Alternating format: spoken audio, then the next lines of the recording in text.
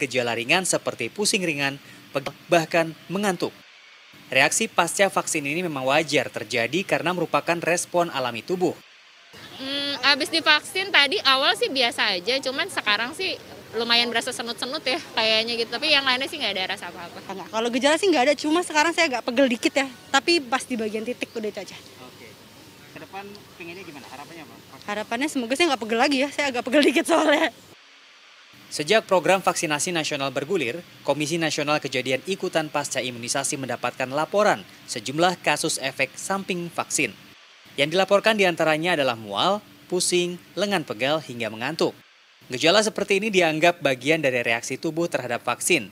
Bahkan tidak hanya vaksin, obat bebas yang dijual di pasaran pun akan memiliki efek samping tergantung kondisi fisik seseorang. Apakah vaksin COVID mempunyai efek samping? Semua vaksin punya. Dan juga bukan vaksin aja, obat juga. Ada kan yang alergi obat, ada yang alergi suntikan penisilin, ada yang alergi udang, bahkan ada yang alergi nasi. Nah, jadi ini pun demikian.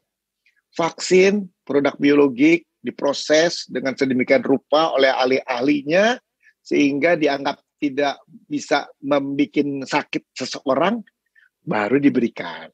Reaksinya tentu ada, namun tidak semua. Vaksin COVID-19 yang digunakan di Indonesia juga telah melalui serangkaian fase uji. Setidaknya terdapat 4 fase uji, termasuk pengawasan terhadap penerima vaksin. Sampai saat ini reaksi seseorang terhadap vaksin ini memang tidak bisa diramal, namun manfaat yang diperoleh jauh lebih besar daripada risiko yang dapat ditempuh. Syarat utama untuk menghindari efek samping vaksin adalah memastikan kondisi tubuh benar-benar dalam keadaan sehat dan tidak cemas. Apalagi, lebih dari 50% laporan gejala efek samping yang terjadi adalah karena penerima vaksin mengalami kecemasan berlebih. Yang sekarang ada juga adalah reaksi kecemasan. Itu lebih dari 50% tuh ya dari laporan KIPI yang masuk itu. Karena stres dikelompokkan di WHO itu immunization stress related response. Respons yang terkait dengan stres akibat imunisasi. Bukan kandungan imunisasinya, bukan dalamnya, bukan isinya. Namun proses imunisasi, lingkungan pada waktu diimunisasi, beban waktu mau divaksinasi itu juga merupakan yang harus disiapkan ya. Namun yang paling penting diperhatikan adalah kekebalan tubuh yang didapatkan tidak terjadi instan. Imun tubuh tidak langsung bekerja. Komnas KIPI mengingatkan bahwa vaksin pertama hampir tidak memberi perlindungan. Vaksin yang kedua juga tidak instan.